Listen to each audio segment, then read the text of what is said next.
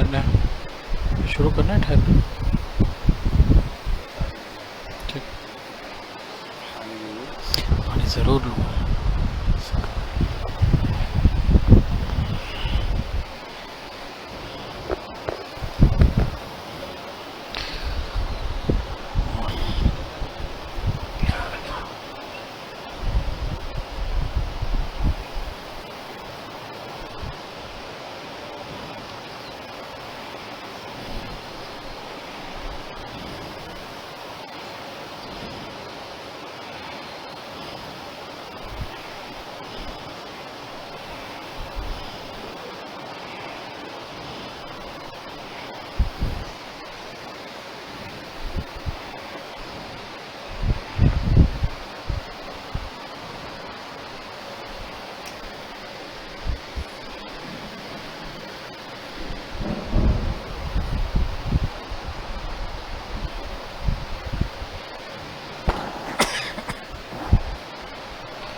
الحمد لله وكفى وسلام على عباده الذين اصطفى، أما بعد، فأعوذ بالله من الشيطان الرجيم، بسم الله الرحمن الرحيم، سبحان الذي أسرى بعبده ليلا من المسجد الحرام إلى المسجد الأقصى، سبحان ربك رب العزة عما يصفون، وسلام على المرسلين، والحمد لله رب العالمين۔ اللهم صل على سيدنا ومولانا محمد وعلى آل سيدنا ومولانا محمد وبارك وسلم۔ اللهم صل على سيدنا ومولانا محمد وعلى آل سيدنا ومولانا محمد وبارك وسلم۔ اللهم صل على سيدنا ومولانا محمد وعلى آل سيدنا ومولانا محمد وبارك وسلم۔ 15ویں سپارے کی آیت ہمارے ہاں اکثر و بیشتر شب معراج کے تذکرے میں پڑھی جاتی ہے، بیانات کے اندر۔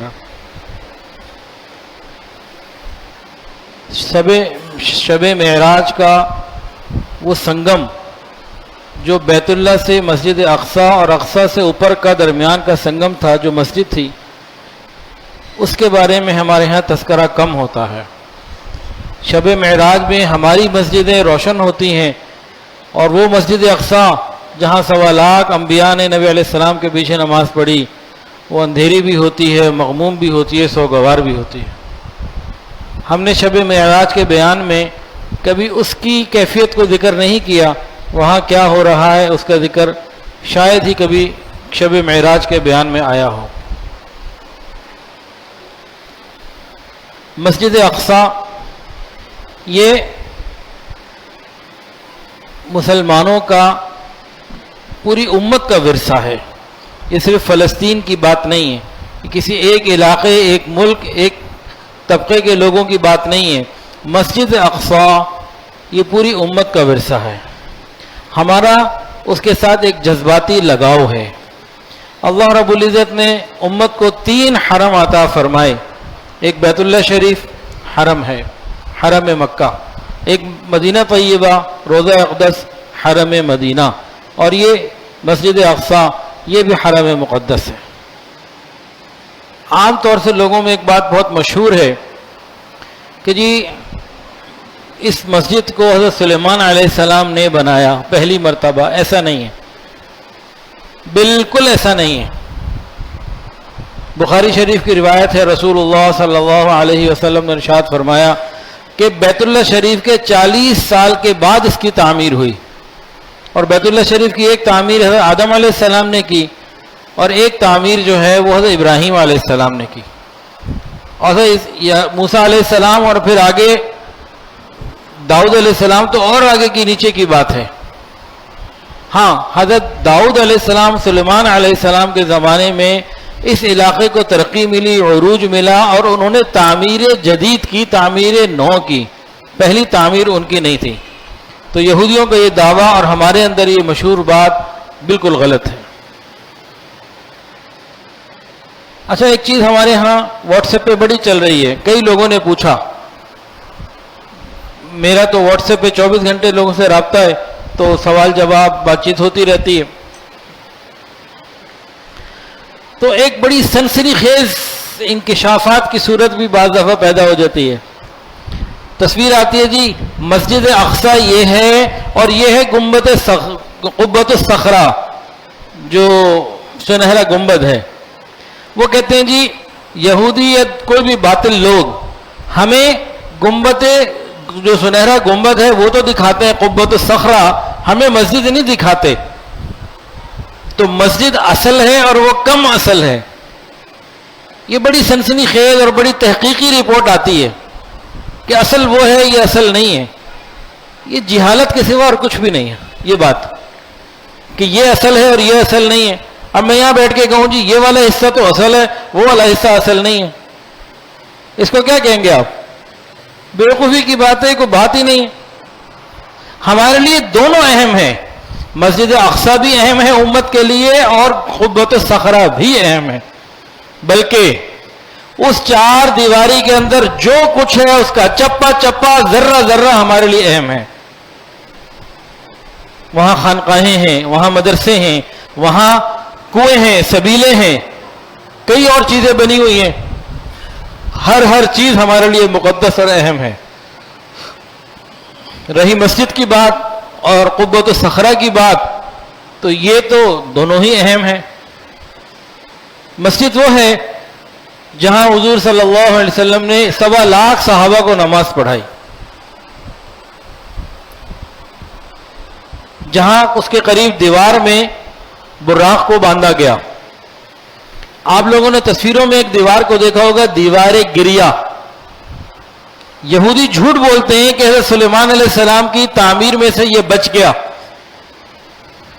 بالکل جھوٹی بات. یہ دیوار گریا کیا ہے؟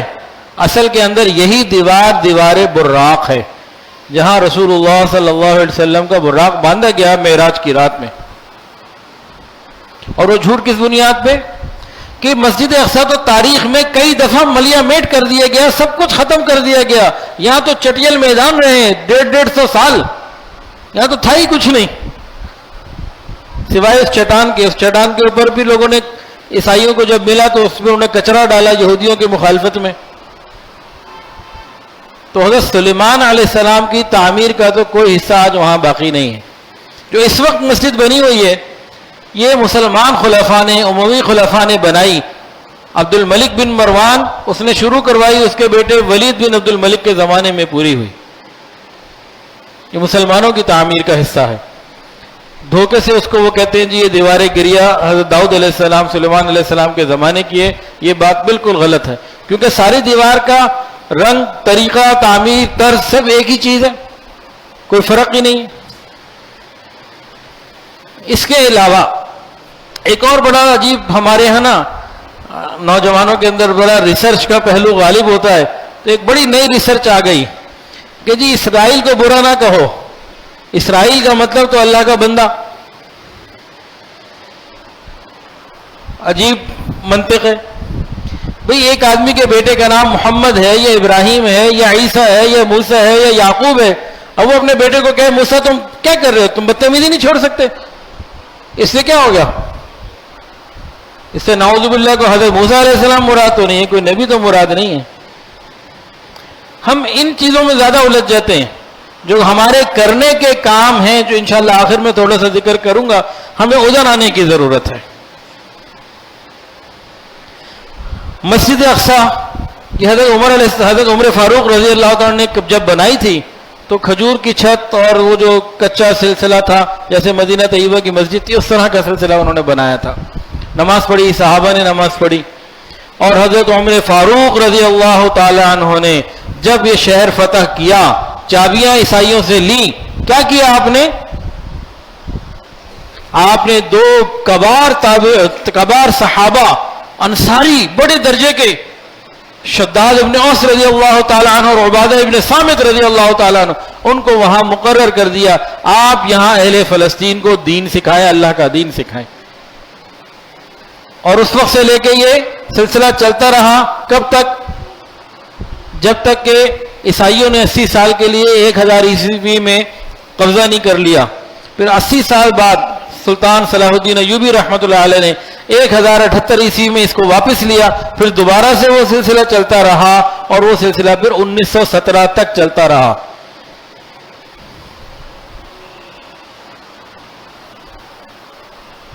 تو ہماری مساجد صحابہ نے جب اور جہاں بنائی وہاں صرف نماز نہیں ہوتی تھی، وہ مسجد مدرسے کا اور خانقاہ کا کام کیا کرتے تھے۔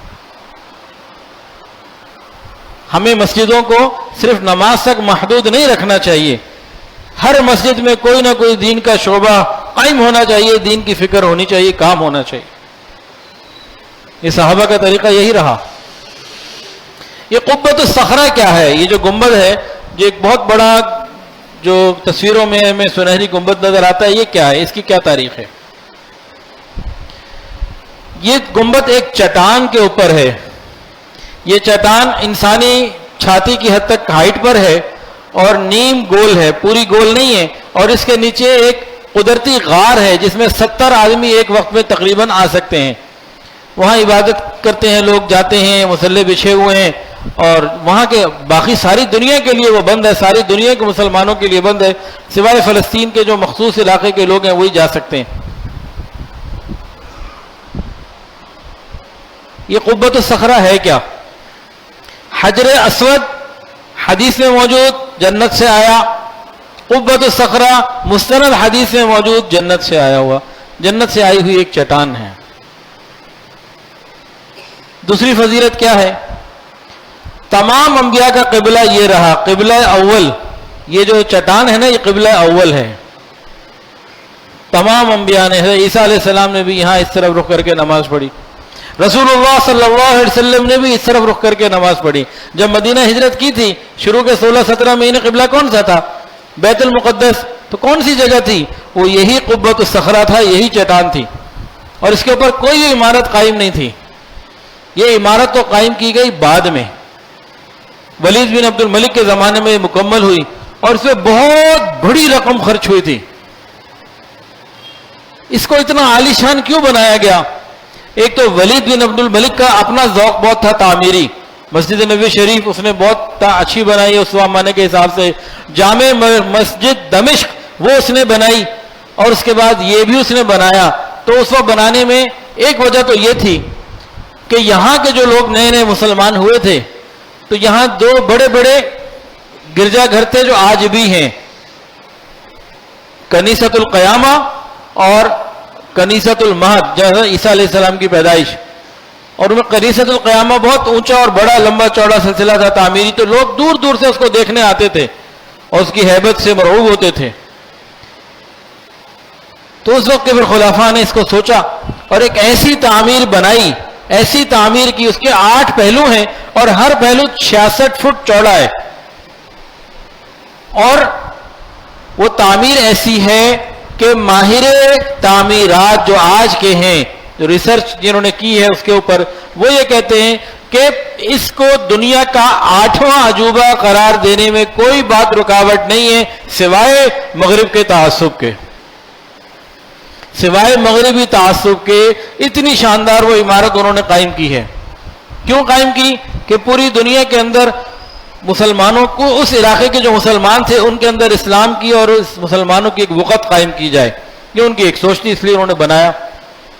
اور جنہوں نے بنایا تھا ان میں ایک حضرت عمر ابن عبد العزیز رحمۃ اللہ علیہ کے ساتھی تھے، رجا بنت حیا اور ایک اور تھے، ان دونوں نے اس کی تعمیر کی اور خوب محنت کے ساتھ اس کو پورا کیا۔ جب تعمیر مکمل ہو گئی اس گنبد کی، 1 لاکھ سونے کے سکے بچ گئے، دینار۔ انہوں نے خلیفہ کو خط لکھا کہ جناب یہ 1 لاکھ دینار بچ گئے، کیا کرنا ہے؟ انہوں نے کہا آپ لوگ رکھ لو، آپ نے اتنی امانت سے، دیانت سے، محنت سے کام کیا ہے، آپ کا حصہ، آپ کا انعام۔ ان کا خدا کے بندو، یہ وہ جگہ ہے جہاں گھر کی چیزیں بیچ کے بھی لگانا پڑے تو اس میں ہم حصہ لیں، بجائے یہ کہ ہم اس سے پیسہ کمائیں، ہم مسجد مدرسہ بنائیں اور پیسے کمائیں، نہیں، یہ تو ہم نے دینا ہے یہاں پہ، ہمیں نہیں چاہیے، آپ کی آفر ریجیکٹ۔ میں نے کہا اچھا ٹھیک ہے، پھر اس کو پگھلا کے گنبد کے اوپر لگا دو۔ پھر گنبد کے اوپر جو ہے وہ انہوں نے پھر اس میں اور کچھ چیزیں ڈال کے پھر گنبد کے اوپر اس کو لیپ دیا گیا۔ اور یہودی کہتے ہیں کہ یہ ہماری جگہ ہے، یہ بھی جھوٹ بولتے ہیں۔ اس کی جو معلوم تاریخ ہے نا اس شہر کی، یہ 4500 سال کی ہے تقریباً. 3000 سال قبل عیسوی یبوسیوں نے اور کنعانیوں نے اس کو بنایا اور وہاں قلعے قائم کیے. پھر آگے کی تاریخ میں کافی ساری چیزیں ہیں. حضرت ابراہیم علیہ السلام کا بھی یہاں پہ گزر ہوا، اور حضرت داؤد علیہ السلام نے پھر اس کو فتح کیا. حضرت سلیمان علیہ السلام نے یہاں پہ مزید تعمیرات آگے باقی تھیں وہ بنائیں، اور یہ آگے سلسلہ بڑھا. 587 قبل مسیح میں بخت نصر کے تحت یہ شہر بالکل تباہ کر دیا گیا، بالکل چٹیل میدان بنا دیا گیا.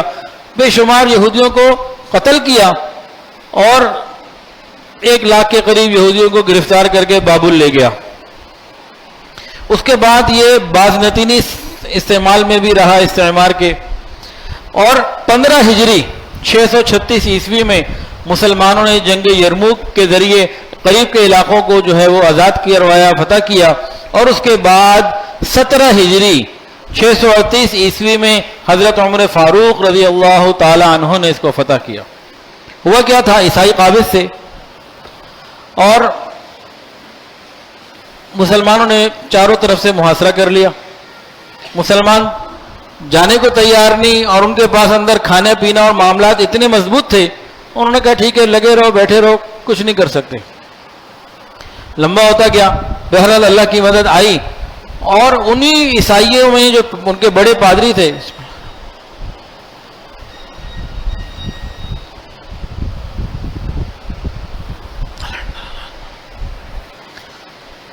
انہوں نے جو مقدمہ وہ جو لشکر کے سردار تھے نا مسلمانوں کے سپہ سالار، حضرت ابو عبیدہ رضی اللہ تعالیٰ عنہ، امین هذه الامہ ان کا لقب ہے، ان کو کہا دیکھو تم قیامت تک اس کو فتح نہیں کر سکتے. بھئی کیوں نہیں کر سکتے؟ کہا ہماری کتابوں میں لکھا ہے. ہماری کتابوں میں جو لکھا ہے اس کا آج ہمیں یقین کم ہے. ویسے آگے میں اس پر آؤں گا انشاءاللہ، ابھی ذرا کچھ اس کی تاریخی بات ہو جائے. تو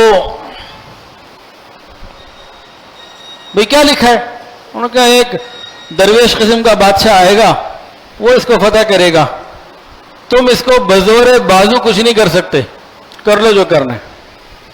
انہوں نے کہا درویش قسم کا بادشاہ تو پھر ہمارے پاس حضرت عمر فاروق ہیں. وہ جو کچھ اندازہ ہوا تو ان کو محسوس ہوا کہ حضرت عمر کو آنا ہوگا. خط لکھا، حضرت عمر آئے. کدھر مدینہ طیبہ، کدھر مسجد اقصی، پتہ نہیں کئی ہزار کلومیٹر کا فرق ہے، پر لمبا چوڑا سا فاصلہ ہے. اب یہ چلیں ایک فاتح کی حیثیت سے سفر مدینہ سے شروع کر رہے ہیں، اور بیت المقدس کی چابیاں لینے کے لیے چل رہے ہیں.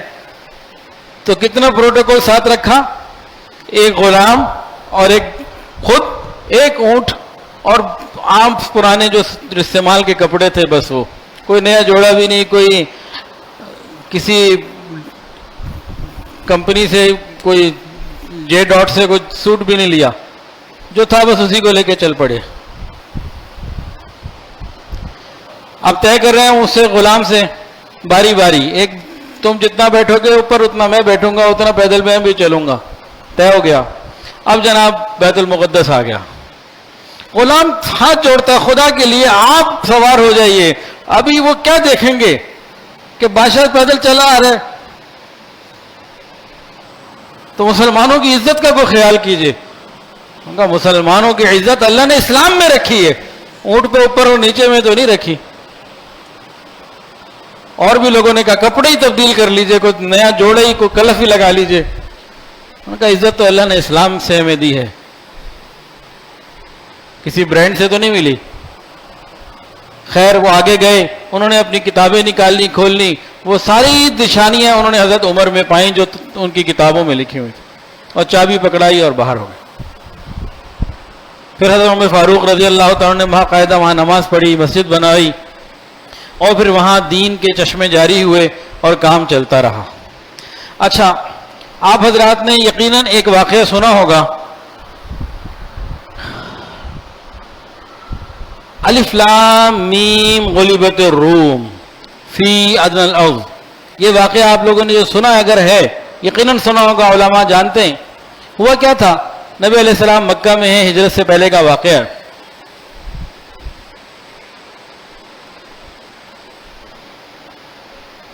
جو فارس کے مشرک تھے نا وہ بیت المقدس پہ حاوی ہو گئے، فتح ہو گیا، اور یہاں تھے عیسائی جو اہل کتاب تھے۔ مشرکین مکہ ابو جہل وغیرہ کو بڑی خوشی ہوئی، انہوں نے کہا دیکھو مشرک وہ بھی، مشرک ہم بھی، مشرک کامیاب ہو گئے، تم اپنے آپ کو اہل کتاب کہتے ہو اور وہ اہل کتاب ناکام ہو گئے۔ مکے میں خوشیاں منائی جا رہی تھیں، مسلمانوں کو غم ہو رہا تھا۔ اللہ رب العزت نے قرآن اتار دیا کہ اب یہ چند سالوں میں رومی جو ہیں عیسائی فتح پا لیں گے۔ ظاہری اسباب کوئی نہیں تھے۔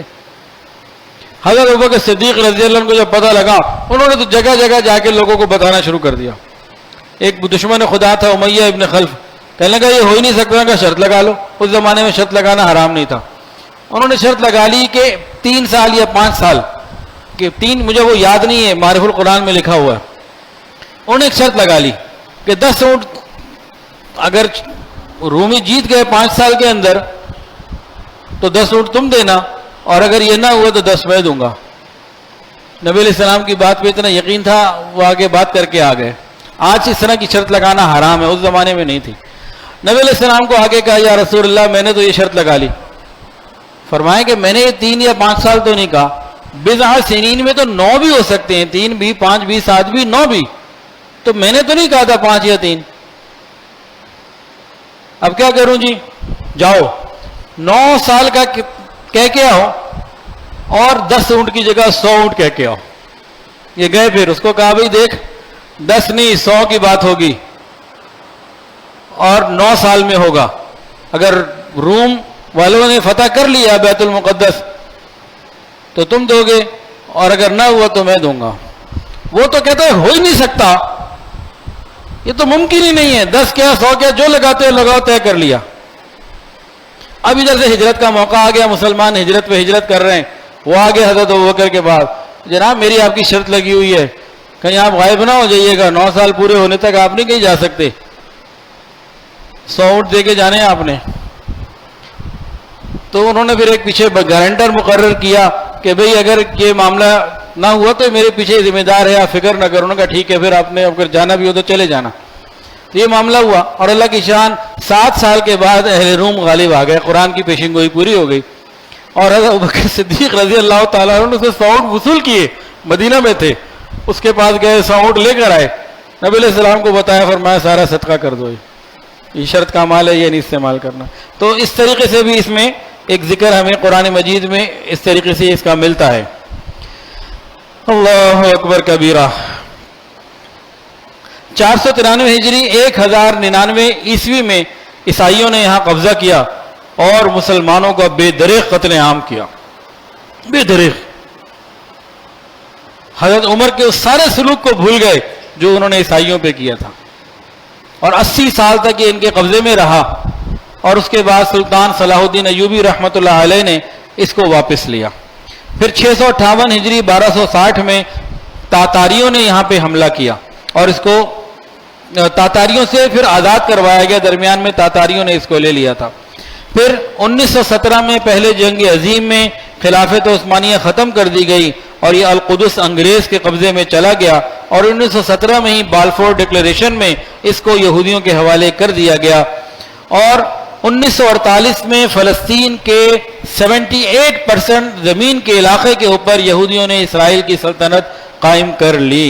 یہاں ایک بات آپ کو بتاؤں، پاکستان کب قائم ہوا تھا؟ 14 اگست 1947۔ اسرائیل کب قائم ہوا؟ 14 مئی 1948، ایک سال بعد۔ حدیث کے اندر آتا ہے اللہ نے ہر بیماری کی شفا، ہر بیماری کی دوا اتاری ہے۔ اللہ تعالیٰ نے ہر بیماری کی دوا اتاری ہے، کوئی بیماری ایسی نہیں جس کی دوا نہ ہو، ہر بیماری کی دوا ہے۔ تلاش کرنا، وہاں پہنچنا یہ الگ بات ہے، یہ بندہ کب پہنچے، اور عام طور سے دوائی پہلے موجود ہوتی ہے، بیماریاں بعد میں آتی ہیں۔ تو اللہ تعالیٰ نے دوائی یعنی اسرائیل کا علاج پاکستان کو پہلے بھیج دیا دنیا میں، یہ بیماری بعد میں آئی تھی۔ وقت آئے گا انشاءاللہ یہی پاکستان، افغانستان، یہ علاقے آخر میں کتنے بجے تک، 10 بجے تک کروں یا 10:05 کب تک کر لوں؟ میں تو بولتا ہوں تو لمبا نہ ہو جائے، بات ہو جائے، ٹھیک ہے۔ ایسا نہ ہونا دوبارہ نہ بلائیں. آگے آپ لوگوں نے 6 سال بعد بلایا. ایک نکاح تھا یہاں پہ 5-6 سال پہلے, تو میں نے وہ پڑھایا تھا. اس کے بعد شمی مسجد والے بھول گئے لاہور والوں کو. تو بہرحال اللہ رب العزت نے ہر بیماری کی دوائی اتاری ہے, علاج اتارا ہے. تو اسرائیل کا علاج, گریٹر اسرائیل کا علاج انشاءاللہ ثم انشاءاللہ ہمارا یقین ہے یہ پاکستان ہوگا. پوری دنیا میں 2 ریاستیں ایسی ہیں, پوری دنیا میں 2 ریاستیں ایسی ہیں جو کسی نظریے اور عقیدے کی بنیاد پر قائم ہوئی ہیں, ایک اسرائیل اور ایک پاکستان. پاکستان کی پارلیمنٹ کے اوپر لکھا ہوا ہے لا الہ الا اللہ محمد رسول اللہ.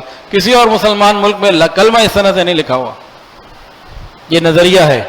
پاکستان کیا مطلب, کیا لا الہ الا اللہ. پاکستان کی بقا محمد الرسول اللہ. اور اسرائیل کی جو پارلیمنٹ ہے وہاں کیا لکھا ہوا ہے, اس میں لکھا ہوا ہے کہ اسرائیل تیری حد تو دریائے فرات اور دجلہ تک ہے. جو اسرائیل, گریٹر اسرائیل کا جو ان کا وہ ہے نا پورا, جو ان کی کتابوں میں لکھا ہوا ہے, تحریف شدہ کتابیں ہیں, وہ کیا ہے, وہ ہے لبنان سے لے کے دجلہ تک, اور دوسری طرف یہ مدینہ طیبہ بھی اس میں شامل ہے. ان کا تو یہاں تک کا منصوبہ ہے, اس پہ انشاءاللہ آخر میں آتے. تو بہرحال بالفور ڈکلیریشن میں اس کو یہودیوں کو دینے کا ارادہ کیا گیا, اور 1948 میں یہ اسرائیل قائم ہوا, اور اس کو باقاعدہ 78% علاقے کے اوپر انہوں نے قبضہ کیا, اور انگریز نے یہ بنوایا کام سارا. 1967 میں یہود نے فلسطین کے باقی ماندہ علاقوں پر بھی قبضہ کر لیا, اور یہ سارے کا سارا علاقہ سوائے غزہ کی پٹی کے تھوڑی سی, یہ سارے کا سارا یہودیوں کے پاس چلا گیا.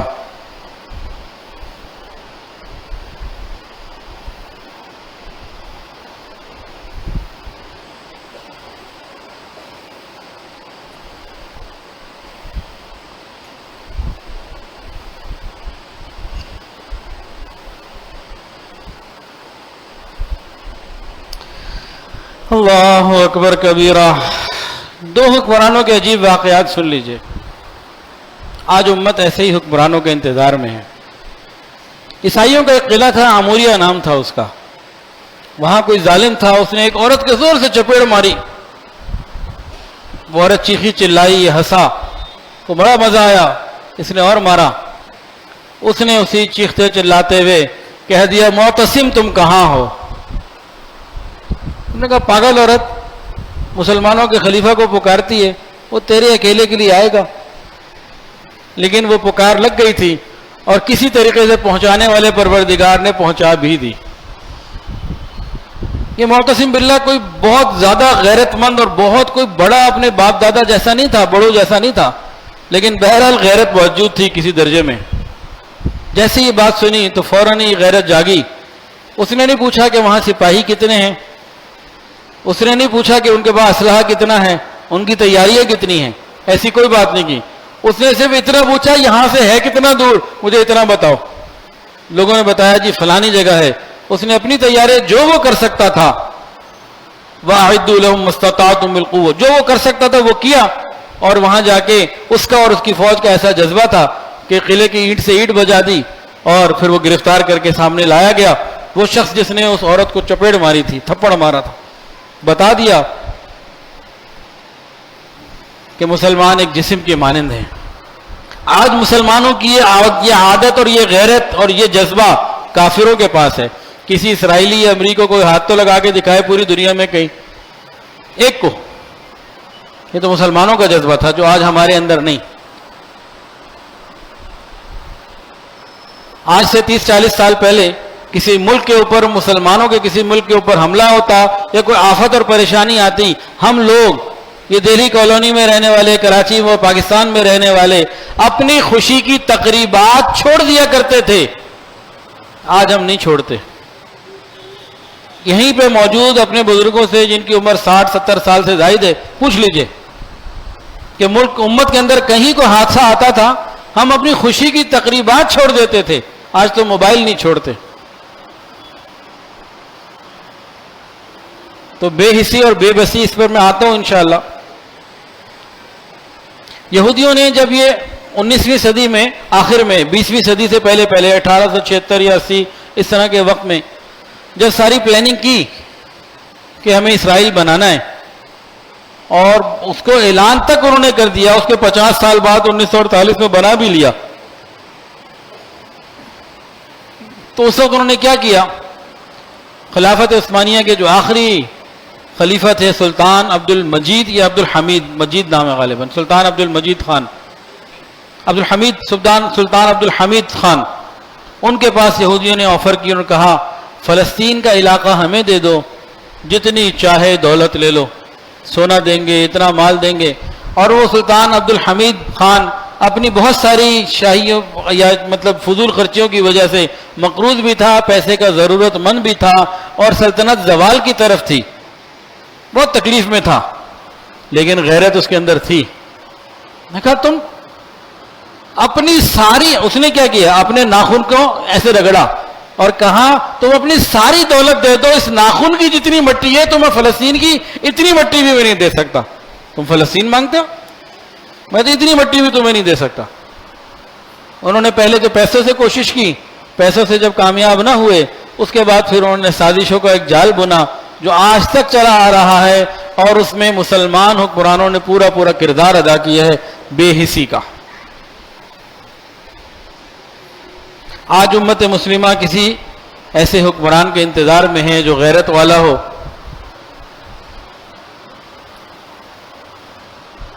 حدیثوں میں جو باتیں آتی ہیں نا، کچھ اسی قسم کا پس منظر جو ہمارے ماحول میں ارد گرد چھایا ہوا ہے کہ مسلمان پریشان ہوں گے، کسی حکمران کی تلاش میں ہوں گے، کوئی تو ہو۔ جب امام مہدی نے آنا ہے، انہوں نے کب آنا ہے یہ اللہ جانتے ہیں، مجھے نہیں معلوم، میں کوئی تاریخ نہیں دے کے جا سکتا، کسی کو نہیں پتا، لیکن اب معاملہ بڑا قریب ہے۔ محسوس یہ ہوتا ہے اس ساری دنیا سے جو یہودی وہاں جمع ہے نا، یہ ان کی کامیابی نہیں ہے۔ اگر دنیا کی معیشت ان کے پاس ہے تو ان کی کامیابی نہیں ہے، یہ اصل کیا ہے؟ اللہ کی قسم یہ اپنی قتل گاہ میں جمع ہو رہے ہیں۔ یہ قدرت کا ایک نظام ہے۔ یہ بیت المقدس عیسائیوں کے نزدیک، یہودیوں کے نزدیک اور مسلمانوں کے نزدیک، تینوں کے نزدیک محترم ہے۔ یہودیوں کا عقیدہ کیا ہے؟ یہودیوں کا عقیدہ یہ ہے کہ ان کا مسیحا آئے گا اور پوری دنیا کے اوپر اس جو ہے نا یہ new world order, geo world order آئے گا اور یہ پوری دنیا پہ حکومت کریں گے۔ اس کی پوری تیاریاں ہو رہی ہیں۔ وہ چاہتے کیا ہیں؟ وہ مسجد اقصی اور قبۃ الصخرہ دونوں کو گرا کر وہاں سولومن ٹیمپل، ہیکل سلیمانی بنانا چاہتے ہیں۔ 2 مرتبہ بن کے ختم ہو چکا، اب تقریباً 2000 سال ہونے والے ہیں، تو وہ گرا ہوا ہے، وہ اس کو بنانا چاہتے ہیں۔ اور ایک پتھر ہے جو پہلے یہاں تھا ان کی کتابوں کے بقول، پھر وہ آئرلینڈ چلی اور آج اس وقت جو ہے وہ برطانیہ کے شاہی چرچ میں موجود ہے۔ اس پتھر پہ کہتے ہیں کہ داؤد علیہ السلام، سلیمان علیہ السلام کی تاج پوشی ہوئی تھی، پھر آگے حکمرانوں کی ہوتی رہی، اور آج بھی ملکہ برطانیہ وغیرہ کی تاج پوشی اسی پتھر پہ ہوتی ہے۔ اس پتھر کو انہوں نے کرسی کے اوپر لگا دیا ہوا ہے۔ ان کا جو پلان ہے نا، جو ان کے عقیدے کے مطابق ہے، ہمیں کہتے ہیں بنیاد پرست، اور ان کی جتنی پلاننگ ہے ساری کی ساری کسی عقیدے اور نظریے کی بنیاد پر ہے، خیر ویسے نہیں ہے۔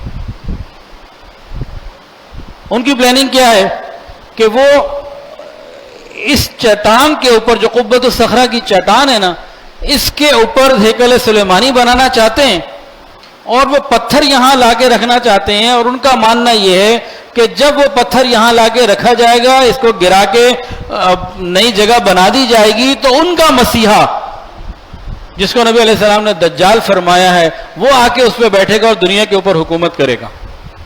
وہ اس کی تیاریوں میں ہے دجال کو بلانے کی۔ دوسری طرف عیسائی ہیں۔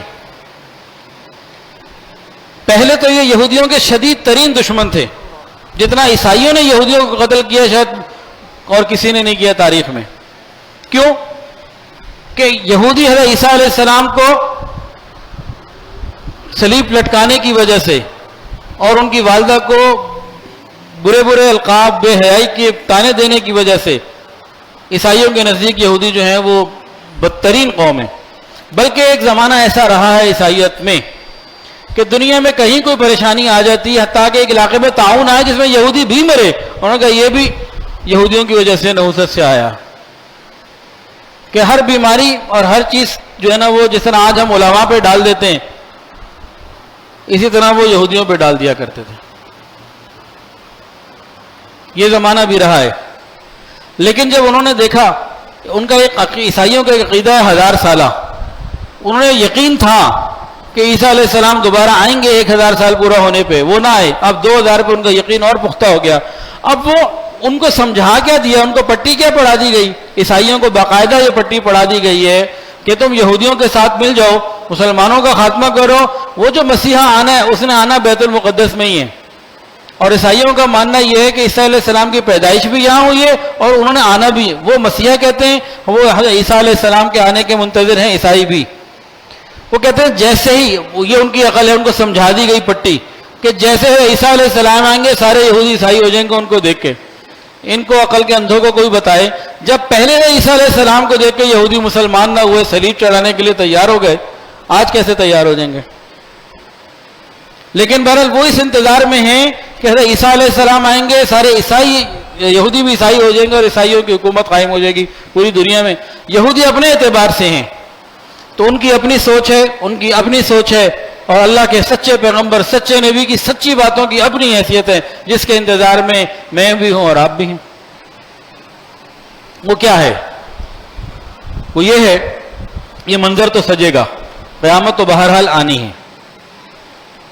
غزوہ ہند ہوگا، خراسان سے 70,000 کالے تو امامے والے لوگ، کالی پگڑی والے نکلیں گے. حدیث کے اندر بتا رہا ہوں، یہ بات آئی بھی ہے. ہند کے بڑے بڑے بادشاہوں کو، سرداروں کو بیڑیوں میں جکڑ کے ان کو رکھ دیں گے. اس کے بعد جب یہ غزوہ ہند ہو جائے گا، مسلمانوں کو فتح ہوگی، پھر یہ لشکر فلسطین کی طرف جائے گا، دمشق اور شام ان علاقوں کی طرف جائے گا، امام مہدی سے ملے گا اور پھر ان کے ساتھ مل کے پھر لڑائیاں ہوں گی. پھر عیسیٰ علیہ السلام آئیں گے. جب حضرت عیسیٰ علیہ السلام فائنلی آ جائیں گے، اس کے بعد پھر دجال کو حضرت عیسیٰ علیہ السلام قتل کر دیں گے. ابھی تو ساری دنیا سے، رشیا سے، امریکہ سے، یورپ سے، افریقہ سے، ساری دنیا سے یہودی یہاں جمع ہو رہے. کیوں؟ انہوں نے یہاں قتل ہونا ہے، ختم ہونا ہے. کوئی پتھر، کوئی درخت ان کو پناہ نہیں دے گا سوائے ایک درخت کے. ہر پتھر اور شجر بولے گا اے اللہ کے بندے میرے پیچھے یہودی ہے، اس کو مار دو. ایک درخت ہے، اس کا نام ہے غرقد. اس علاقے میں ایسے خوبصورت خوبصورت درخت ہیں، اتنے اچھے ان کے پھل ہیں، انسان حیران ہو جاتا ہے. میں گیا ہوں ترکی وغیرہ، جب یہ کچھ عرصہ پہلے گیا تھا شام کے مہاجرین کے معاملات میں خدا فاؤنڈیشن والوں کے ساتھ. ایسے وہاں کے پھل ہیں کہ انسان حیران ہو جاتا ہے. لیکن ان یہودیوں کے حصے میں درخت کون سا آیا؟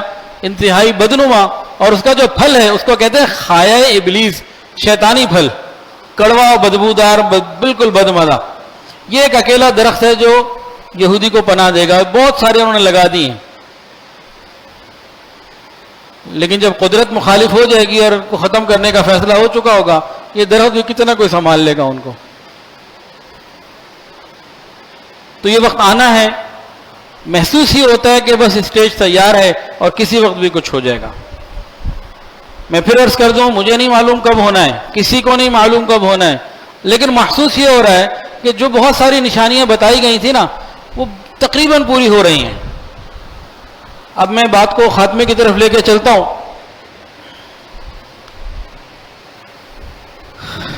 3 باتوں پہ غور کیجئے. مدینہ طیبہ جس وقت سارا عرب مدینہ کو مٹانے کے لیے آ رہا تھا، نبی علیہ السلام نے جب پوچھا کیا کرے، سلمان فارسی کے مشورے سے خندق بنائی گئی. 10 صحابہ کی جوڑیاں بنا دی گئیں، اتنی خندق کھودو. اب یہاں ایک بڑی مزیدار بات جو ہمارے ٹاپک سے تو بالکل ہٹ کے، لیکن بہرحال تربیت کے لیے بڑی زبردست بات ہے. تمام انصار اور مہاجرین میں سے کسی نے خندق دیکھی نہیں تھی. وہ تو حضرت سلمان فارسی نے ایک آئیڈیا پیش کیا جو ذہنی طور پر سمجھا گیا. پریکٹیکلی کسی کو نہیں پتا. اب مہاجرین چاہتے ہیں کہ حضرت سلمان ہمارے ساتھ آ جائیں، انصار چاہتے ہیں ہمارے ساتھ آ جائیں. نبی علیہ السلام نے کیا کیا؟ 10 کی جوڑیاں بنی نا، 10 انصار 10 مہاجرین، 10 انصار 10 مہاجرین. حضرت سلمان فارسی کو جس جوڑی میں رکھا، جس 10 میں رکھا نا، جس جماعت میں، اس میں آدھے ادھر سے لیے آدھے ادھر سے لیے، تاکہ کسی کو یہ پریشانی نہ آئے. یہ نبی علیہ السلام نے معاملے کو سنبھالا. اور غور کیجئے، سیرت میں بہت کچھ ہے سمجھنے کے لیے. تمام لوگوں نے اپنے اپنے کام پورے کر لیے اور بہت سی جماعتوں نے بیفور ٹائم کر لیے، دوسروں کی مدد کے لیے چل پڑے. پورے خندق میں علماء بیٹھے ہیں، پورے خندق میں صرف ایک واقعہ ایسا آیا ہے کہ خندق کھودنے میں رکاوٹ آئی، صحابہ عاجز ہو گئے، جو ہتھیار تھے وہ بھی کام نہ آئے، زور کام نہ آئے، کچھ کام نہ آیا. نبی علیہ السلام کے پاس گئے، یا رسول اللہ جب چٹان آ گئی یہ نہیں ٹوٹتی. یہ کون سی جماعت تھی جس میں سلمان فارسی تھے؟ اللہ دکھانا چاہتے تھے کہ سلمان مشورہ تو تم نے دیا، دلوایا میں نے، اصل میں ہی ہوں، کسی کو کہیں مسئلہ نہیں آیا. یہ اللہ دکھانا چاہتے تھے، اللہ اپنا ہونا دکھاتے ہیں. نبی علیہ السلام نے 3 دفعہ جب وہاں مارا تو ایک دفعہ فرمایا یمن اور اس کے محل، روم، اور پھر فرمایا فارس، یہ سب مسلمانوں کو ملیں گے. کیا تھا؟ امتحان تھا. یہ حالت کیا ہے؟ پیٹ میں پتھر بندے، سارا عرب دشمن مٹانے کے لیے آ رہا ہے، اپنے گھر کی حفاظت کا سامان نہیں ہے، پیٹ بھر کر کھانے کے لیے روٹی نہیں ہے. کہہ رہے ہیں یمن، روم اور فارس دنیا کی سپر پاور مسلمانوں کو ملیں گی. امتحان تھا یہ. ایمان والوں نے کہا بالکل ملیں گی، منافقین نے کہا دیکھو حال ان کا کیا ہے. ایک واقعہ. دوسرا واقعہ سنیے، جب تاتاریوں نے لاکھوں مسلمانوں کو شہید کیا، اس وقت بھی مسلمان جو علماء تھے وہ کیا کہتے تھے کہ قسطنطنیہ یہ فتح ہوگا اور وہ لشکر بہترین لشکر ہوگا اور اس کا امیر بہترین امیر ہوگا.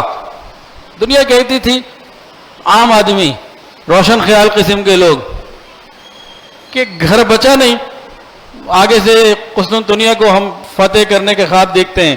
وہ بھی ہوا. آج بھی وہی بات ہے. اس وقت بات تھی روم، فارس اور یمن کی، مدینہ میں. پھر بغداد میں بات ہوئی قسطنطنیہ کی. اور آج بھی بھائیو وہی مرحلہ ہے کہ آج بھی یقین والے یہی یقین رکھتے ہیں کہ یہ فلسطین بھی آزاد ہوگا، ہند بھی فتح ہوگا، حضرت امام مہدی بھی آئیں گے، پوری دنیا کے ہر کچے پکے گھر میں دین اسلام پھیلے گا اور پھیل کے رہے گا، ہر قسم کے فتنے ختم ہو کے رہیں گے. الحمدللہ آج بھی پورے یقین کے ساتھ یہ بات بیان ہو رہی ہے. یہ وہی طرح کے حالات اس وقت جو ہیں، کم و بیش ملتے جلتے حالات ہیں یہ. اب مسئلہ کیا ہے؟ مسئلہ یہ ہے، آج سے 10 سال پہلے کتاب میں پڑھا تھا، اس وقت سمجھ نہیں مجھے آیا تھا، آج آ گیا ہے سمجھ. اس کتاب میں لکھا تھا کہ جب امام مہدی آئیں گے تو ان کی مخالفت کرنے والے بہت بڑے طبقے میں مسلمان ہوں گے جو ان کو امام مہدی ماننے سے انکار کر دیں گے. ہوں گے مسلمان روشن خیال، انٹرنیٹ پہ سب کچھ اپنا لگا دینے، لٹا دینے والے. مسئلہ پتہ کیا ہے؟ مسئلہ یہ کہ میری اولاد کہاں ہوگی، میرے بچے کہاں ہوں گے. ہمارے پاس تو وقت نہیں ہے اپنی اولاد کو دینے کے لیے، ہر وقت ان کے پاس انٹرنیٹ ہے، ان کی تربیت تو انٹرنیٹ کر رہا ہے. ہمارے پاس کہاں وقت ہے؟ ہماری اولادوں کا کیا ہوگا؟ اس وقت باقاعدہ اس پہ پوری محنت ہو رہی ہے کہ مسلمان جو نوجوان نسل ہے ان کا جو جذباتی تعلق مسجد اقصی سے ہے اس کو ختم کیا جائے.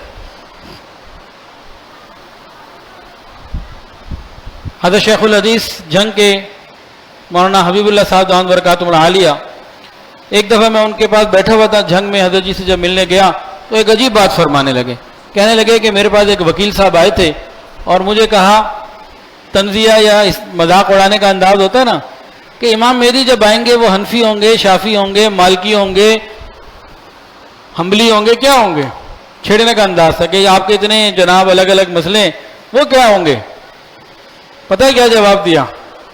انہوں نے جواب دیا، او بھائی جو بھی ہوں گے مولوی، حنفی ہو، حنبلی ہو، مالکی ہو یا شافعی، ہوں گے وہ مولوی، تمہیں مولویوں سے چڑھے۔ تو جب وہ ایک مولوی آ کے کہے گا کہ میں امام مہدی ہوں اور ہماری اولادیں مولویوں سے دور ہوں گی تو انکار کریں گی کہ نہیں کریں گی؟ تو یہ عقیدہ، یہ نظریہ ہمیں اپنی نسلوں میں ٹرانسفر کرنا ہے بڑی فکر کے ساتھ۔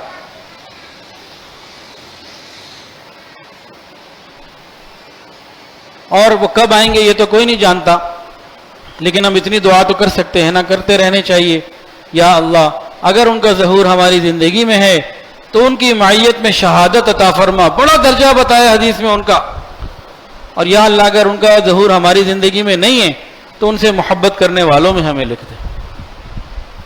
اور ہم اب کیا کر سکتے ہیں اس پر تھوڑی سی بات ہو جائے۔ دو لفظ ہیں، ایک ہے بے بسی اور ایک ہے بے حسی۔ ہم فیصلہ کر لیں ہم بے بس ہیں کہ بے حس۔ قیامت والے دن بے بس کا تو کچھ مسئلہ بن جائے گا کہ وہ بے بس تھا، لیکن بے حس کا مسئلہ کچھ اور ہوگا۔ تو ہم بے بس بن کے رہ رہے ہیں یا بے حس بن کے رہ رہے ہیں، اس پہ غور کرنا ہے۔ بس اس کے بعد انشاءاللہ دعا کر لیتے ہیں۔ بے بسی قیامت کے دن نجات کا بھی ذریعہ شاید بن جائے، لیکن بے حسی یہ خطرناک ہے۔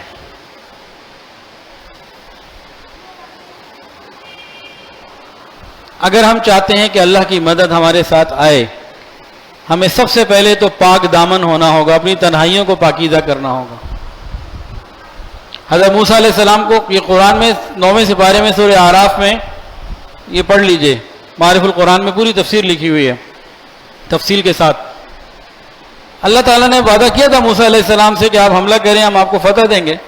تو وہاں ان کے ایک پیر صاحب تھے، کوئی بلام باہور نام ہے ان کا، اس کا لوگوں نے کہا جی دعا کر دیں۔ پہلے تو منع کیا، پھر کر دی دعا۔ جب دعا کی تو وہ بجائے موسیٰ علیہ السلام کے خلاف نکلنے کے اپنی قوم کے خلاف نکل گئی۔ قوم نے کہا یہ کیا کیا؟ انہوں نے کہا اس ذات نے، میں چاہتا تھا تو ان کے لیے تھا لیکن تمہارے خلاف نکل گئی، میری زبان پہ میرا کنٹرول نہیں، اب اللہ کا کنٹرول ہے۔ اس کا ایمان، یہ علم سب ختم ہو گیا۔ اس نے کہا دیکھو میری تو دین دنیا سب تباہ ہو گئی، اب میں تمہیں ایک ایسا طریقہ بتا دیتا ہوں۔ گو حضرت موسیٰ علیہ السلام اللہ کے پیغمبر ہیں، اللہ کی مدد ان کے ساتھ ہے، لیکن ایک معاملہ تمہیں ایسا بتاتا ہوں، اگر تم نے وہ کر لیا نا تو پھر تمہارے موج ہے۔ بتائیں؟ اس نے کہا دیکھو یہ لوگ جب بھی آئیں، بنی اسرائیل کے لوگ، اپنی عورتوں کو بنا سوار کے ان کے سامنے کھڑا کر دینا۔ وہ خوش ہو گئے کہ انہیں ٹپ مل گئی، انہوں نے اپنی عورتوں کو بنا سوا کے کھڑا کر دیا۔ صرف پوری بنی اسرائیل کی امت میں سے ایک اکیلا آدمی زنا میں مبتلا ہوا، واحد، اونلی ون۔ ہوا کیا؟ وقت کے نبی موجود ہیں، 70,000 بنی اسرائیل کے لوگ طاعون میں مر گئے۔ پھر کیا ہوا؟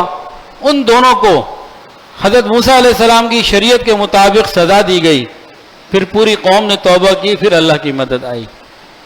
وقت کے نبی کی موجودگی میں بے حیائی کا کوئی مرتکب ہو اور اللہ کی مدد رک جائے، اور جہاں گلی گلی بازار بازار یہ سب کچھ ہو، اللہ کی مدد کیسے آئے گی؟